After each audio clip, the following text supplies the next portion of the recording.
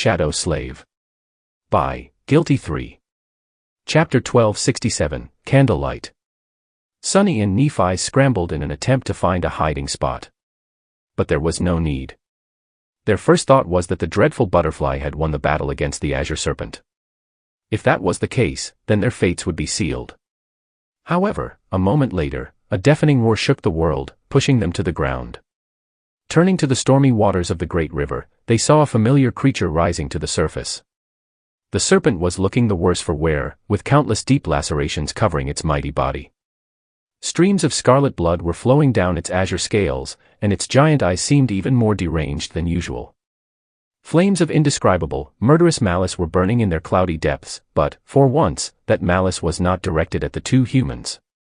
Instead, it was aimed at the battered butterfly. Now that Sunny and Nephi's had a few moments to observe the great monster in detail, they noticed that it was in a sorry state, too. One of its 6 legs was missing, and there was an ugly tear on one of its beautiful wings. Its body looked strangely disheveled, and although none of the white scales covering it were missing, many of them were covered with thin cracks. The great monster was retreating. Sunny froze, momentarily stunned. Even though he had hoped that the Azure Serpent would win the battle against the much stronger nightmare creature, he could not quite believe that it actually happened. Old snake. Just what damned kind of abomination are you? It was already miraculous for a great beast to defeat a great monster. 2 of them, though. While not impossible, it was certainly abnormal.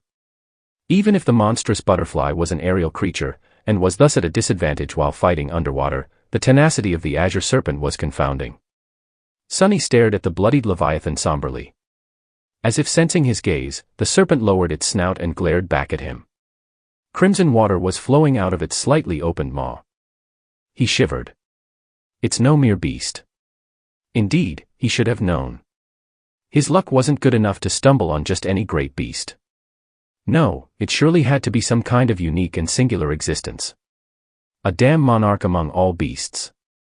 Fated, wouldn't have it any other way. Maybe it was no coincidence that the Azure Serpent had come from much further upstream than the other 2 abominations. Ah, curse it. Sunny felt conflicted.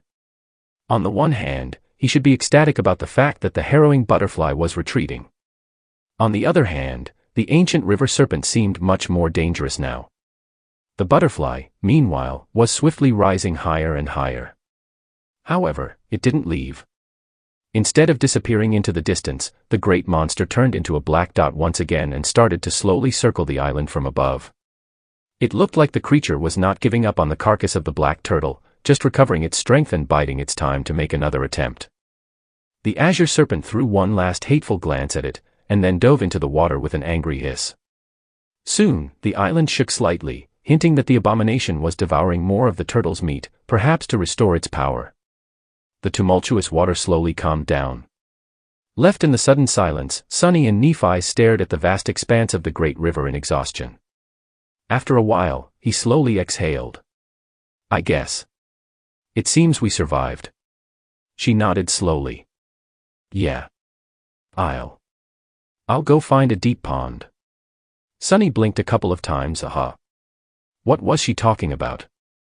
A pond. Why? He looked at her in confusion, prompting Nephi's to sigh. Why do you think? We just took a bath in a river of blood. I want to wash myself, of course.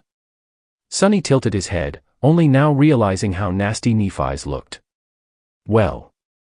He was no better. A sly smile appeared on his lips. Suddenly feeling mischievous, Sunny asked, "Can I join?" She was already turning away. No. Go find your own pond. If you want. He laughed. Wait. What if I drown? Those fissures are very deep, you know. Nephi scoffed. If you do drown, maybe take the meat out of that storage memory first. It will be sad if it just disappears, after everything we went through. Sunny watched her go. The silver anklets were singing a quiet melody as they bounced with each graceful step. Eventually, he shook his head in dejection. Does she only care about the meat? How heartless. Later that day, when the 7 sons had already plunged into the water, Sunny and Nephi's were back in their makeshift camp at the bottom of the deep fissure. By now, it didn't look as desolate and barren as it had before. There was a fire pit assembled from the black rocks. The shadow chair and the covetous coffer, back to its usual size, were standing nearby. Neff's sleeping bag was laying on one side of the pit, while Sunny had gathered soft moss to serve as bedding on the other, using the overpriced saddle as a pillow. Imp was sprawled on the ground, still digesting the huge amount of tarnished silver he had devoured. Saint was standing guard above, and Nightmare was hiding in the shadows. Currently, the camp was illuminated by a softly glowing lantern, and a delicious fragrance of roasting meat was spreading through the air. Nephi's was preparing a late supper over the coals. Not only that, but she had also gone all out, for some reason, using an inventive mix of spices to thoroughly marinate the meat before placing it above the glowing embers. Both of them had washed the stench of blood off their bodies, and were now preparing for sleep, feeling refreshed. Before that, however, they were going to finally satiate the gnawing hunger. In that moment, the lethally dangerous trip into the carcass of the black turtle they had undertaken seemed well worth it. Finally done, Nephi's placed a generous chunk of meat on a plate and handed it to Sunny. In the last moment, though, she suddenly retracted her hand and hesitated. "Can you wait a moment?" Sunny felt warm and relaxed, so he didn't mind waiting. "Sure." He watched her across the glowing embers with peaceful idleness. Nephi seemed to be looking for something. A few moments later, she found a splinter of the synthetic firebrick they had used to light the fire, and thrust it into the meat. Then, she touched it with the tip of her finger, and a wisp of white flame ignited at the top of the small stick. Sunny received the strange dish with a confused look. What is this?" A faint smile appeared on Neff's face. "A candle." He hesitated for a few moments, then scratched the back of his head. "Why?" She leaned back and shrugged softly. "I'm not quite sure how many days it has been since the start of the nightmare.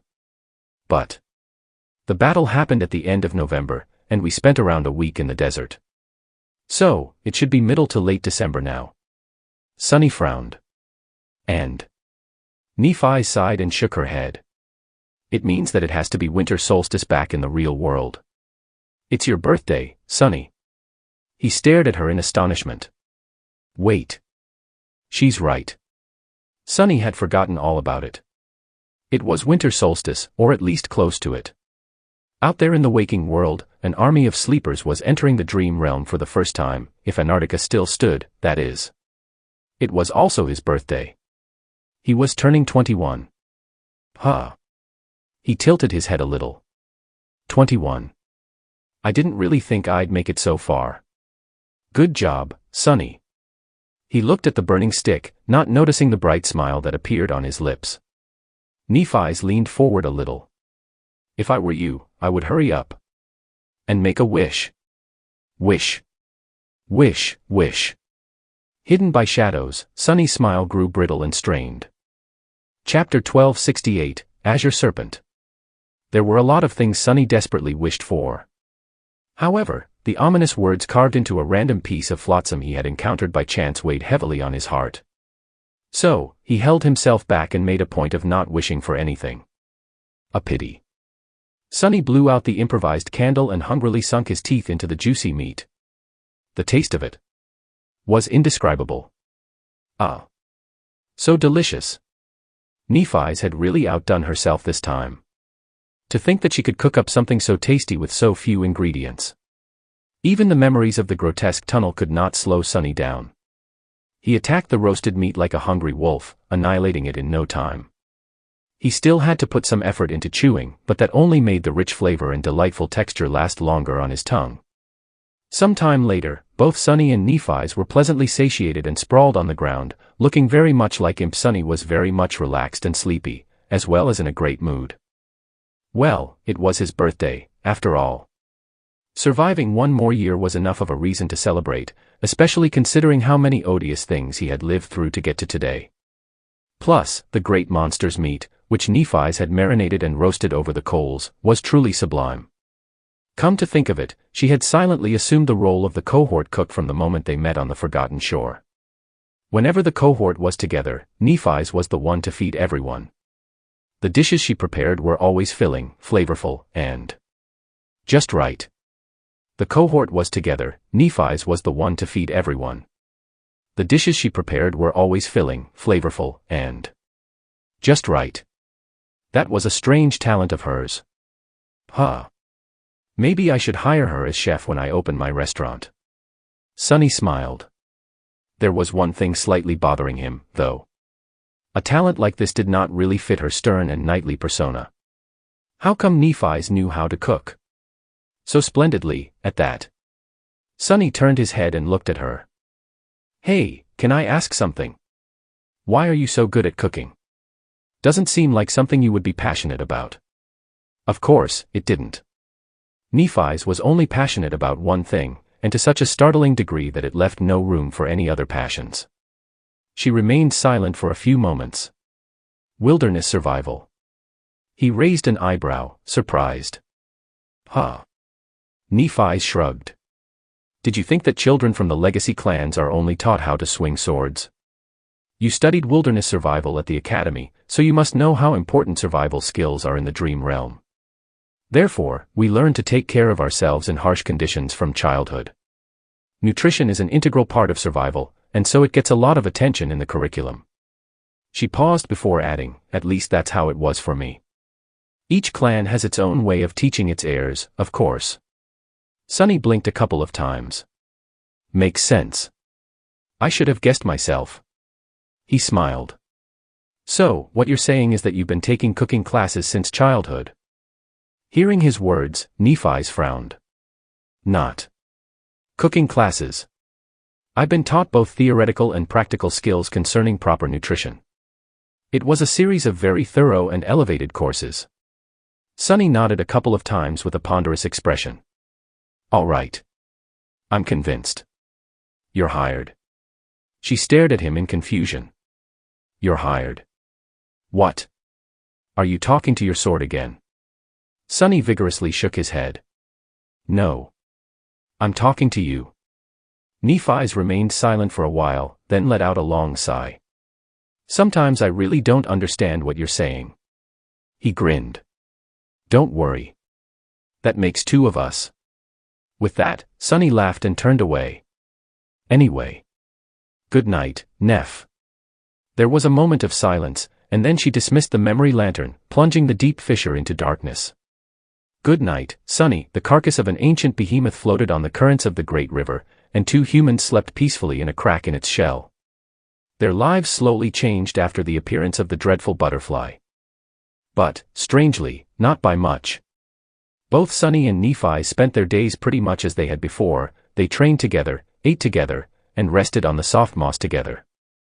Sometimes, Neph would go off to practice swordsmanship on her own, while Sunny would study the estuary key or sit motionlessly for hours, observing the Azure Serpent.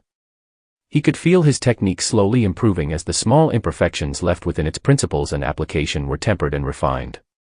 He could also feel his understanding of the great beast deepening bit by bit. Only the key of the estuary remained a complete mystery. By now, Sunny had a faint suspicion that its weave encompassed two separate patterns. One was hidden within the other, with its function aimed inside. The other was much more vast and complicated, with its function directed outside. Both were stunning, ingenious, and inseparably intertwined. He had no idea what either of the patterns was supposed to do, though.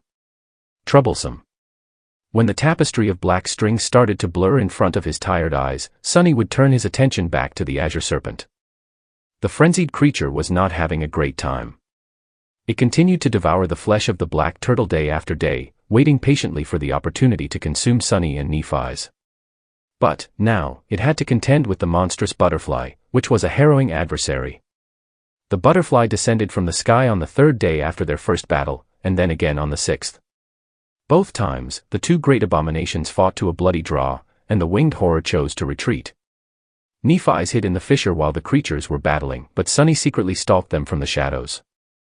Extending his shadow sense deep into the water, he followed the Azure Serpent as it furiously fought against the great monster. Watching someone fight with their life on the line was the best way to truly get to know them, after all. Just these two battles pushed Sunny's understanding of the mad Leviathan further than days of peaceful observation. The Azure Serpent was proud. And powerful. And absolutely insane. Its madness was even more terrifying than the sinister frenzy consuming the minds of all nightmare creatures. It was also insidiously cunning and exceedingly lethal, possessing a frightening combat acumen that must have been honed by experiencing thousands of perilous battles. This was why the great river serpent managed to send the more powerful creature retreating 3 times in a row. On the 7th day after their first battle, however, a new change shook the Dark Island.